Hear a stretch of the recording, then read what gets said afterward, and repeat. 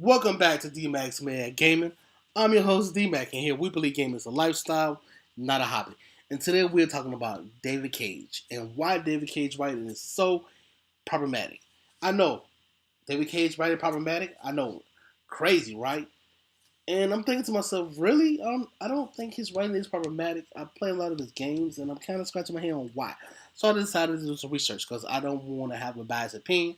I want to get both sides of the story. So I did some research, read some articles from some of these journalists in the gaming industry, went to Reddit and Twitter, talked to some gamers in the gaming community to find out why they feel like David Cage knew his game writing was so problematic and the reason why they felt this way. So I had to get the information so I can know both sides of the story. And I gotta say, it's interesting. Not really valid, but interesting enough. So in this video, I'm gonna talk about why they feel like it's problematic and give you my opinion why it's really not. I think they're just overreacting, really reaching for something that's not really there. But you guys can let me know in the comment section below. Do you feel like it's problematic and you feel like I'm not really looking into it enough and I'm just being an ass? I'd love to know your guys' thought in the comment section. So let's get started. So the first problematic scene that they have for Detroit Become Human, it's with domestic abuse. Now we know domestic abuse is a touchy subject. In this game, David Cage kind of touched on it in the game with Detroit Become Human. He set it up where Kara is an android that does home care. She takes care of the home, takes care of the children.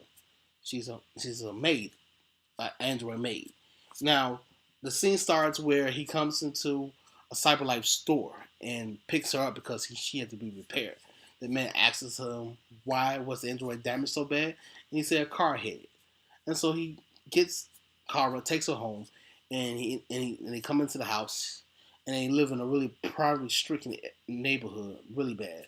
And they come into the house, and he tells her what's her duties and what she has to do around the house. She has to do the cooking, the cleaning, the washing, and taking care of Alex, the little girl that stays there.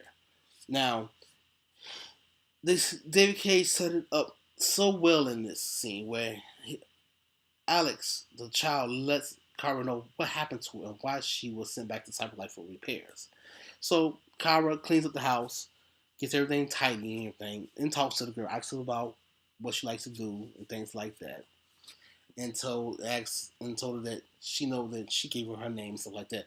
And so Alex warmed up to her really quick. I didn't think that it would be so quick for Alex to warm up to Kara, but she did. I guess David Cage wanted it like that. And so she gives Kara a key to a box on her shelf. And she opens it, and there's pictures in there. Pictures of a Clover, a picture of the father, a woman that gets the mother and a child. But the child does not look like Alex. So that was puzzling my head for a minute, but that's a story for another video. And then she puts that down, and she looks through the pictures of Alex drawn. And it shows Alex being abused by her father, and shows Kara being abused by the owner, how he damaged her and stuff like that, and how Alex cried. So he did that so well. He's showing in that scene on how Alex was able to communicate with Kara that she's being abused, and he's also the reason. Her father's also the reason why she was damaged. Learned her about what the situation, which I thought was genius. I thought he did that really well, without any dialogue. She was able to realize that this girl is being abused, and it alerted her to her father's temper, which you see throughout the whole scene is there because he uses a drug. He's addicted to drugs. He uses a drug called Red Ice. It's the newest drug in Detroit for that universe, and it fucks with his mind and stuff like that. And I thought they did a really great job with that. It was subtle enough where it's not in your face, and it was well done where you understand what the scene is about and what's happening in that home. I thought he did a really great job with that, and I think he did really well with that. I don't see any problematic problems with that scene. I don't. I really don't. But hey, I'm just one man. And so let's talk about the next problematic scene that the gaming community and the journalists and the gaming industry has. This is with Jericho, where Marcus, an android, escapes to after he's destroyed because he harmed a human, and the cops came in and blew his brains out, which was a powerful scene because Marcus was a caretaker for old man that was a famous artist, and his son also was a drug addict. A lot of people in this universe was drug addicts because the androids took over a lot of the jobs. They were invading sports. They were taking a lot of factory jobs. They were being housekeepers. They was working in the medical field. They was taking a lot of jobs, left a lot of people unemployed. I thought that he framed really well for that universe, that the technology that was created caused a lot of people to lose their livelihood, and people was angry about that, and so they turned to drugs, this red ice, to ease their suffering. Thought he said that really well. I really did. And so Marcus owner son came and was trying to steal paintings, and he told Marcus to get him out of there. And he accidentally, in the scene, you could either do nothing or you could do something, and I'm gonna leave it at that. But anyway, the result of that scene is you being shot by the police and left for dead in a junkyard. So Marcus comes to this place where androids can be free called Jericho. And there are three leaders there. There's Simon, Josh, and North. Now, you can have a romantic relationship with North or you don't, and Josh and Simon are also part of the leaders of Jericho. Now, in one scene, they're arguing about what strategy they should take to let humans know that they are sentient beings, they are woke, and they want the same freedoms and rights as the humans have. North wants to confront the humans with violence, while Josh, the other android leader of Jericho, wants to confront the humans with non-violence. And they have a big debate about that. They argue about that. And in one scene, North says, you can either fight for your rights, or if you don't fight for your rights, you might as well stay a slave. And people lost their minds. And the reason why people lost their minds in the gaming community and in the gaming industry, because Josh was a black android. And I'm thinking to myself, oh my God, no. You can't look at the color of the robots. That's just dressing.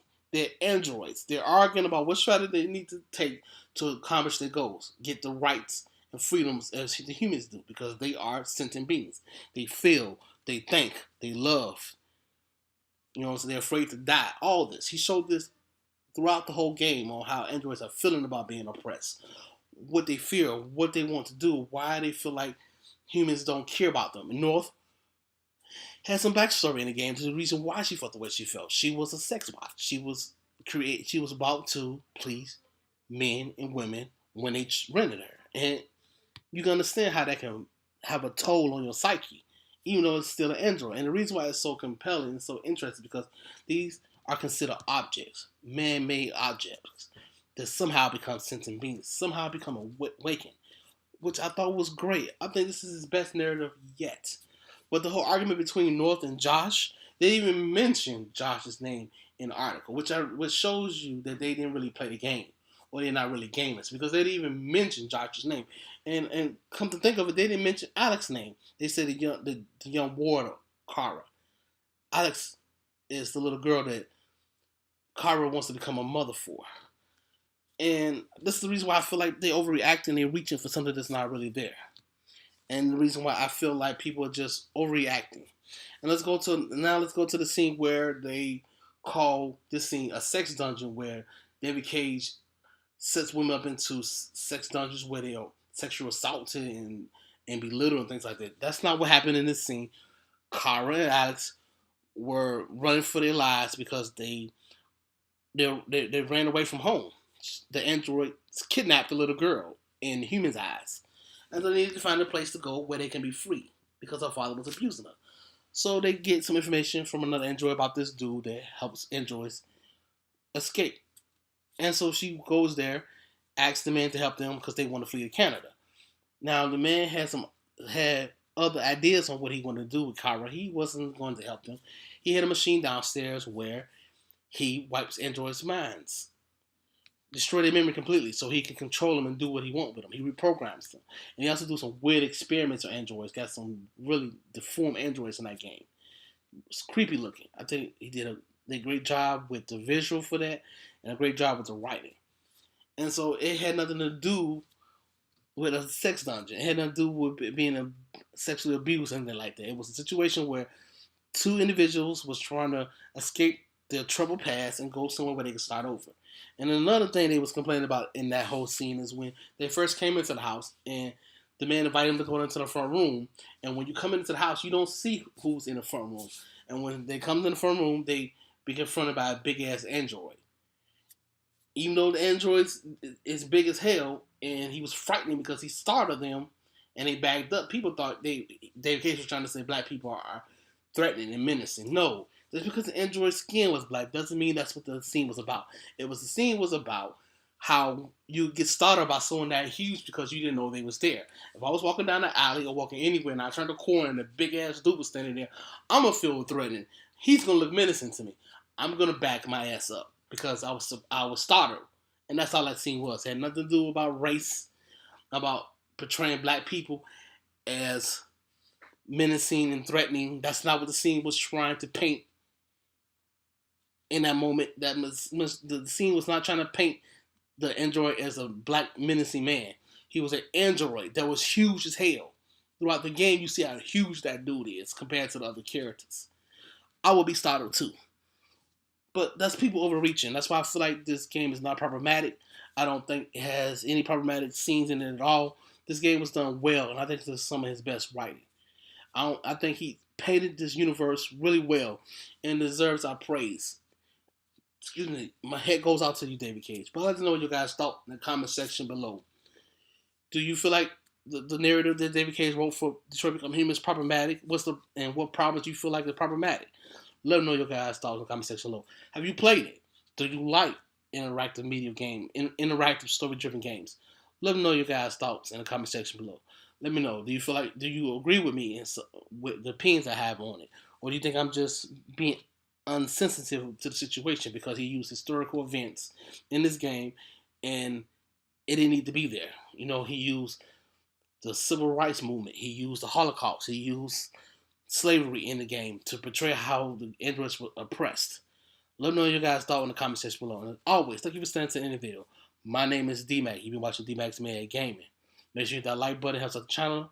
Make sure you share this video, helps out the channel as well. Make sure you hit the subscribe button, notification bell to be notified when I upload more videos like this. My name is Dmac. I'm out. And always keep gaming.